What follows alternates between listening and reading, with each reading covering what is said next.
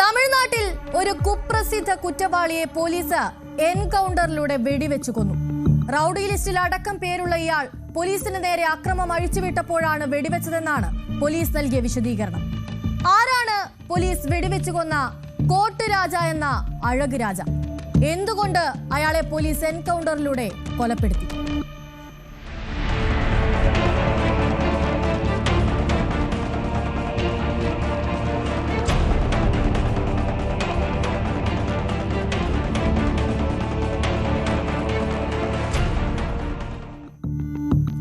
മധുര ജില്ലയിലെ മേള അനുപ്പ നദിയിൽ നിന്നുള്ള അഴക് രാജിനെതിരെ മധുര, തൂത്തുക്കുടി ജില്ലകളിലായി കൊലപാതക ശ്രമം എന്നിവ ഉൾപ്പെടെ 5 ക്രിമിനൽ കേസുകളാണ് രജിസ്റ്റർ ചെയ്തിട്ടുള്ളത്. ജനുവരി 27 ചൊവ്വാഴ്ച പുലർച്ചെയാണ് പെരമ്പലൂർ ജില്ലയിലെ തിരുമന്തുറൈക്ക് സമീപം റൌഡി ലിസ്റ്റിൽപ്പെട്ട അഴക് രാജയെ തമിഴ്നാട് പോലീസ് എൻകൗണ്ടറിലൂടെ വെടിവെച്ചു കൊന്നത്.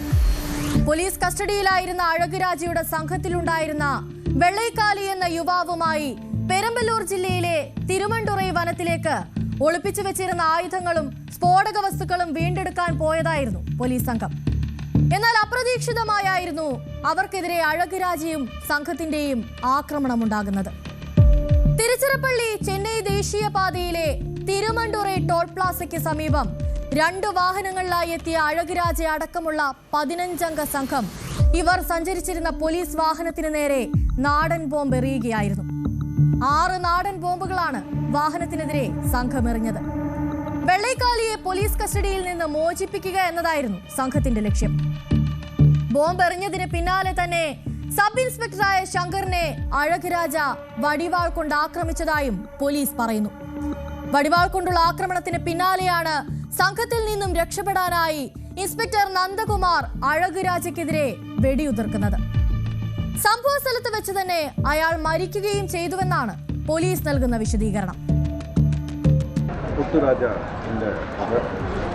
அவர் மேலே 5 மேற்பட்ட வழக்குகள் உள்ளன. அதில் 3 மர்டர் கேஸ் இருக்குது. இந்த கொலை குற்ற வழக்குகள் அட்டெம்ப்ட் மர்டர், அதே போல் ஆர்ம்ஸ் ஆக்ட் வழக்குகள்.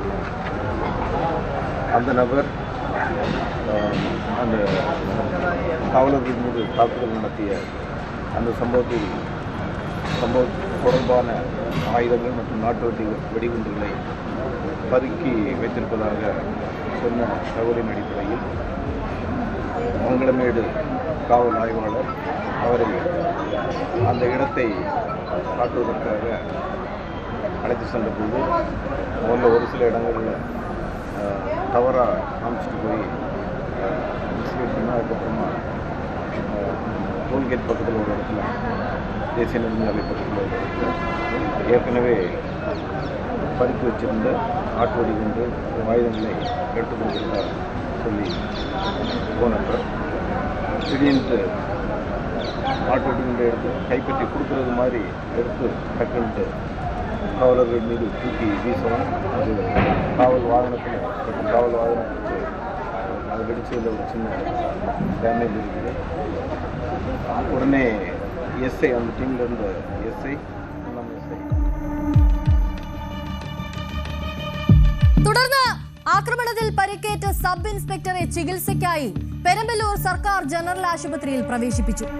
അഴക് രാജയുടെ മൃതദേഹവും പോസ്റ്റ്മോർട്ടത്തിനായി ഇതേ ആശുപത്രിയിലേക്ക് തന്നെയാണ് കൊണ്ടുപോയത്. സംഭവത്തിൽ കൂടുതൽ അന്വേഷണം നടന്നു വരികയാണിപ്പോൾ.